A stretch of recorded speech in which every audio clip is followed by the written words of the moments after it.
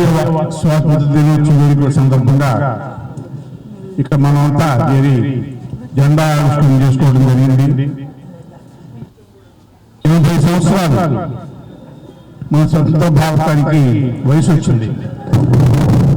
ఈ 80 సంవత్సరాల్లో మనం సాధించాలనుకున్న చాలా విజయాల్లో సాధించగలిగాం, పురోగతిని చూడగలిగాం. కానీ ఇంకా కొన్ని విషయాల్లో మన సమాజంలో ఉన్న కొన్ని చెడు అలవాట్లని, చెడు పద్ధతుల్ని ఈ 80 సంవత్సరాలుగా మార్చుకోలేకపోయాం.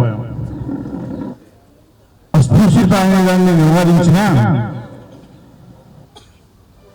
కుల వివక్ష అనే దాన్ని మాత్రం నివారించలేకపోతున్నాం.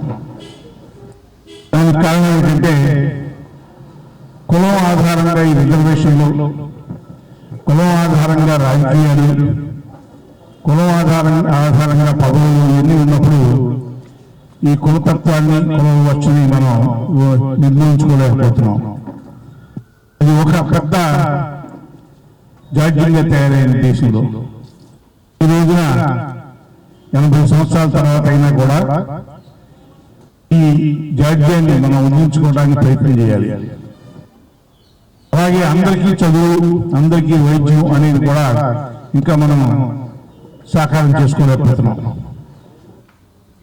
అందరికీ చదువు చెప్తామని ప్రభుత్వాలు ఉచితంగా చెప్తామని చెప్పినా కూడా ప్రభుత్వ పాఠశాలలో ఉన్న కొరతల వలన అక్కడ విద్య సరిగ్గా రాదని ఒక నమ్మకం ఏర్పడుతున్న క్రియల్లో దానికి ఆధారం కూడా కరువైంది. ఇప్పుడిప్పుడే దాంట్లో కొంత మార్పు వస్తుంది.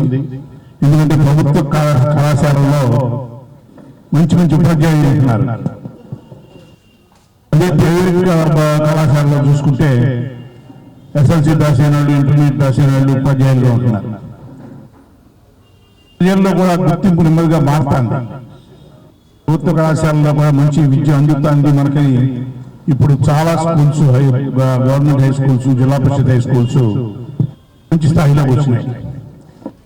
కానీ వాళ్ళ విద్య మీద మనకి అవగాహన తక్కువ. మనకి అంటే ముఖ్యంగా పల్లెటూరులో ఉండే ప్రజలకి దాని ఆవశ్యకత అంతగా తెలియట్లా. వ్యవసాయం చేసుకునే వాళ్ళకి విద్య ఎందుకు, చేతి వృత్తులు చేసుకునే వాళ్ళకి విద్య ఎందుకు అనే భావం ఇంకా గట్టిగా అందరిలో ఉండిపోయింది.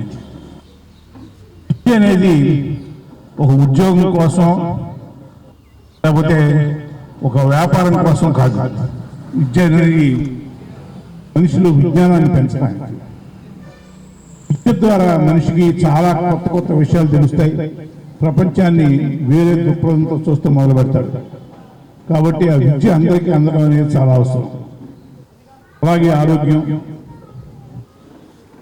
ఆరోగ్యం లేని వల్ల చాలా కుటుంబాల్లో ఇప్పుడు అప్పులు పాలవుతున్నారు.